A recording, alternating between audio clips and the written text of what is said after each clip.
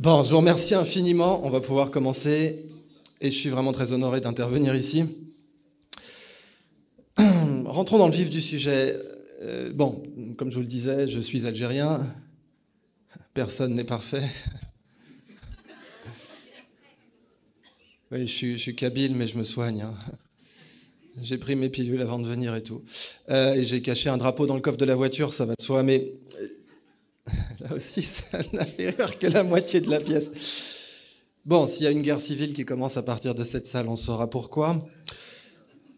Quoi qu'il en soit, ça m'amène à avoir des intérêts pour, comme vous le savez, le soufisme ou d'autres sujets spirituels. Et le grand maître soufi afghan Hakim Sanaï avait écrit dans le Jardin muré de la vérité « L'humanité tisse la toile où elle se prend ». C'est un sujet très intéressant quand on se concentre sur les technologies, l'industrialisation, l'intelligence artificielle, qui aujourd'hui est un énorme sujet. Et j'ai voulu ouvrir là-dessus. Quelles que soient les technologies que l'humanité va créer, à un moment donné, elle va un peu se prendre les pieds dans ces technologies. Y compris même l'écriture. Ça, c'est une des premières proto-écritures cunéiformes, la tablette de Kish. Et la tablette de Kish, elle est en grès, elle n'est même pas en argile. Et ce sont des proto-cunéiformes, on ne sait pas les déchiffrer. Là encore aujourd'hui, on ne sait pas ce qu'ils représentent. On a beau avoir des intelligences artificielles, il y a encore des langages non déchiffrés. Vous avez le linéaire A, par exemple, qui est un langage indéchiffré, le langage des Minoens, la première grande civilisation occidentale. Les Minoens, la Crète, et l'île de Santorin, bien sûr. Mais on ne connaît pas leur langage. Le linéaire A n'est toujours pas déchiffré. On a la NSA, on a des craqueurs de code dans le monde entier. On ne sait pas déchiffrer certaines de ces langues. L'écriture, quand on l'a inventée, pourriez-vous dire, il n'y a aucune chance que ça tue qui que ce soit, quoi. Enfin, on ne peut pas mourir avec l'écriture, c'est bien quelque chose qui ne peut pas tuer quelqu'un, c'est l'écriture. Pourtant, vous avez un proverbe arabe qui dit « Comme les épées étaient faites pour tuer, on a bien fait de leur donner la forme des langues. » Comme les épées étaient faites pour tuer, on a bien fait de leur donner la forme des langues. On peut tuer quelqu'un avec l'écriture, ça s'appelle un arrêt de mort. Ça a donné l'expression « signer son arrêt de mort », mais ça existe un arrêt de mort. Ça existe pour de vrai. Vous avez des puissances qui vont d'une simple signature. Enfin, demandez à Joseph Staline, il adorait faire ce genre de truc, mais c'est arrivé dans les civilisations. Enfin, à partir du moment où on invente l'écriture, on va faire des choses merveilleuses. L'écriture est inventée pour la comptabilité. C'est la comptabilité qui invente l'écriture, c'est pas l'inverse. Mais même quelque chose d'aussi pur, d'aussi innocent que l'écriture, vous imaginez bien qu'on va pouvoir tuer des gens avec. Et vous comprenez que le sujet peut s'adapter à toutes les technologies, puisque l'écriture est une des mères de toutes les technologies. Bien sûr, la domestication du feu, la découverte du feu, bien avant Homo sapiens, déjà allait nous mener à un élan technologique, mais l'écriture, c'est la source aujourd'hui de toutes les technologies, y compris l'intelligence artificielle. Alors, qu'est-ce que c'est que se faire mal avec l'écriture? L'écriture qui peut nous causer du tort. Edward Snowden, quand il a fait ses révélations, très courageuses, en 2013, révélation majeure, il démontrait que la NSA avait un programme d'espionnage à très large spectre. Il est devenu très célèbre du jour au lendemain et il est donc allé sur Twitter. Il avait oublié vous savez, dans les options sur Twitter, à l'époque, au tout début, vous receviez un email à chaque fois que quelqu'un likait votre tweet, à chaque fois que quelqu'un repostait votre tweet ou même que quelqu'un vous suivait, vous aviez un email, une écriture qui était envoyée par courrier électronique. Edward Snowden explique qu'il avait oublié de désactiver cette option, recevoir un email à chaque fois. Et il a reçu, comme ça, en 2013, 47 gigas d'emails qui ont saturé toutes ses boîtes mail, juste par sa propre célébrité.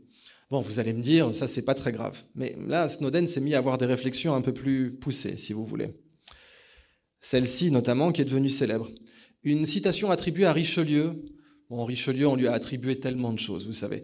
C'était un homme d'église, mais il était homme d'église pour garder les abbayes, parce que les abbayes, c'était les machines à cash dans l'Ancien Régime. Et donc, pour garder le Richelieu, les abbayes du Richelieu, ça veut bien dire ce que ça veut dire.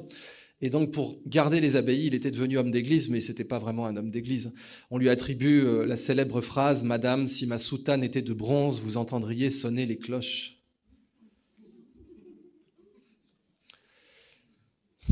On ne prête qu'aux riches. Mais donc, c'était pas un homme d'église, il avait la ch'touille à 14 ans, il n'était pas fait pour être cardinal, le monsieur. Mais Richelieu était un grand homme d'État français, mais aussi, comme tous les grands hommes d'État, il pouvait être un petit peu caustique. On lui attribue donc la phrase « Écoutez, donnez-moi 6 lignes écrites par l'homme le plus honnête du royaume, et je trouverai d'y quoi l'y faire pendre. » Il n'a pas vraiment dit ça, mais ça résume bien sa pensée. « Donnez-moi 6 lignes de l'homme le plus sûr du royaume, le plus honnête, et je trouverai de quoi le faire pendre. C'est donc ce que Edward Snowden a posté sur Twitter. Il a dit, voilà, considérez cette phrase et considérez tout ce que nous écrivons sur Twitter. Et ça peut être une façon de mourir par l'écriture. Mieux, vous avez maintenant ce genre de conseils, de panneaux qui est indiqué dans les Safari photos, et ça va nous ramener de plus en plus au sujet. À savoir, quand les gens prennent des photos au Kenya ou ailleurs pour les safaris, alors dans le fond, je vois que vous ne voyez pas très bien, vous voulez que je remonte un peu l'écran, vous me dites ? Ok. Ce qui est écrit, donc, c'est quand les personnes font des safaris photos, pour les rhinocéros notamment, il leur est expressément demandé de ne pas poster ces photos sur les réseaux et de ne pas mettre le géotagging, donc les coordonnées GPS de la photographie, parce que sinon ça renseigne les braconniers. C'est exact. On se dit, on va faire un safari photo, c'est sympa, on ne tue pas les animaux, vous inquiétez pas, il y a des gens qui vont les tuer pour vous derrière. C'est une chaîne de valeur, comme on dit aujourd'hui. Et aujourd'hui, vous savez qu'il y a aussi du géoguessing, le géoguessing, les compétitions. Donc, qu'est-ce que c'est que le géoguessing ? On montre une photo à quelqu'un, une rue, et cette personne doit décider, doit deviner, guess, en quelques secondes, où est cette rue, l'adresse exacte, le pays, l'adresse, n'importe où dans le monde. Vous avez des gens qui sont devenus spécialisés là-dedans.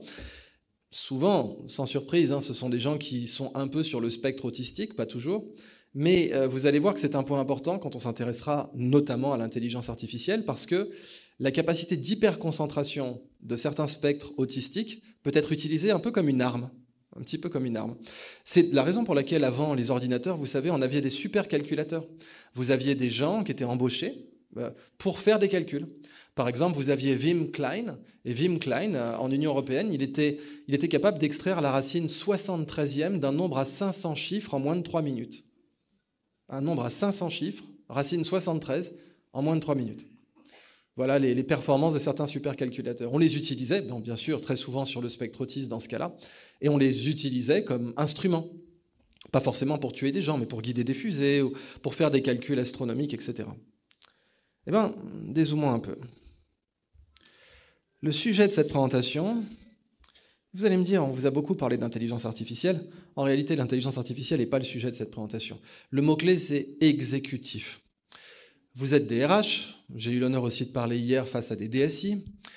Un DRH, en général, parmi les personnes les mieux payées de son organisation, ce sont les gens qui sont dans la branche exécutive. Je ne me trompe pas ? Peut-être, si, voilà. Bon, un exécutif, en général, c'est la personne qui va faire le plus de mal à votre comptabilité. Je vous laisse méditer sur cette phrase. Et l'intelligence artificielle n'est pas tant le sujet que d'avoir une intelligence artificielle exécutive. Oui, parce que là où c'est terrifiant, c'est que l'IA, elle a tendance à prendre des emplois en col blanc. Vous savez, elle peut lire des radios, elle peut faire un certain travail médical, elle peut même aider les avocats, enfin... Les consultants commencent à avoir peur, McKinsey, etc. Ils se disent, mais mon Dieu, ChatGPT fait des résumés et que nous, on facture 30 000 $, alors c'est quand même pas très sérieux. Donc, est-ce qu'on ne pourrait pas essayer de se distinguer ou y a-t-il un risque réel ? Le sommet aujourd'hui de la recherche sur l'intelligence artificielle pour le grand public ou pour les entreprises, c'est d'avoir une intelligence artificielle exécutive, capable de prendre des décisions qui vont l'engager légalement. Parce qu'un exécutif, la raison pour laquelle on le paye ce prix-là, c'est quand même qu'il a des responsabilités. Or, l'IA aujourd'hui n'a pas beaucoup de responsabilités. Elle en a, mais quand vous allez par exemple sur ChatGPT, un Large Language Model, un LLM, eh bien, on vous dit juste, faites attention, ChatGPT peut se tromper. C'est exact. Les IA, surtout les Large Language Models, ont ce qu'on appelle des hallucinations. Elles peuvent avoir des hallucinations. C'est un phénomène qui était assez connu. On vous disait que, par exemple, j'ai vécu en Chine, et si vous demandiez votre chemin à Shanghai, ça pouvait arriver parfois qu'une personne vous donne la mauvaise direction juste pour ne pas avoir à vous dire qu'elle ne savait pas. Le concept de perdre la face. Eh bien, ChatGPT s'en fout de perdre la face, mais ChatGPT est programmé pour vous donner une réponse quoi qu'il arrive, et parfois ça peut l'amener à avoir des hallucinations. Alors, tant qu'elle n'a pas de responsabilité légale, ça va. Mais dès que vous allez commencer à donner des responsabilités légales à la machine, ça va poser des problèmes. Par exemple, Air Canada avait un chatbot. Et Air Canada utilisait un chatbot pour pouvoir indemniser les passagers si jamais leur avion était en retard, etc. Et Le chatbot a dit n'importe quoi. Vous aviez des passagers qui avaient raté leur vol, qui sont allés sur le chatbot d'Air Canada, qui leur a dit n'importe quoi. Eh bien, un juge canadien a bien sûr jugé que c'était le problème d'Air Canada si leur chatbot avait dit n'importe quoi. Air Canada avait dit non, pas du tout, c'est une IA, c'est pas de notre faute. Ah, à partir du moment où l'IA parle en votre nom, vous êtes responsable. Alors heureusement pour eux, ils n'ont eu à payer qu'un demi-million de dollars, ce qui pour une compagnie aérienne n'est pas grand-chose. Mais bon, ça peut, vous le comprenez bien, aller très vite, très loin. Vous avez eu notamment, quand il y avait des IA qui faisaient du trading, vous avez eu un flash crash. Je crois que c'était sur le maïs. Ça, c'était une matière première agricole. Et c'est grave, hein, parce que le maïs, à part à enrichir des hedge funds, ça sert aussi à nourrir des gens quand même. Et donc, quand on a deux IA qui essaient de se battre pour tirer, vous savez ce qu'on appelle tug of war, le tir à la corde, hein, en anglais, tug of war. Vous avez deux IA qui tirent pour essayer de contrôler le marché du maïs, et vous avez un flash crash, d'un coup le prix s'effondre, et puis ensuite il remonte, et vous avez comme ça une courbe, comme un électrocardiogramme, sur le prix du maïs. Bah là, c'est très très grave. Là, vous pouvez causer des famines, vous pouvez causer des paniques. Si ça arrive au moment d'une élection présidentielle dans certains pays dont le prix du grain est décisif dans les élections, vous pouvez causer un coup d'État. Et bien là, l'IA a besoin d'avoir une responsabilité exécutive.